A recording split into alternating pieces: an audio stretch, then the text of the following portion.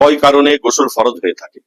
এ ব্যাপারে কোরআন ও হাদিসে যে কথাগুলি উল্লেখ করা হয়েছে সেটা হলো 4 কারণে গোসল ফরজ হয়ে থাকে।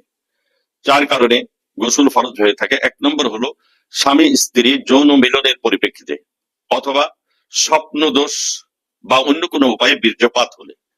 ছেলে মেয়ে উভয়ই স্বপ্ন দোষ বা অন্য কোনো উপায়ে যদি বীর্যপাত হয় তবে গোসল ফরজ হয়।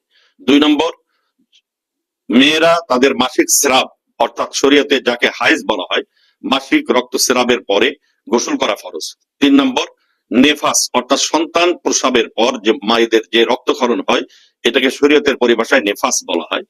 সন্তান প্রসবের পরে যে রক্তক্ষরণ হয় এই রক্ত বন্ধ হওয়ার পরে গোসল করা ফরজ।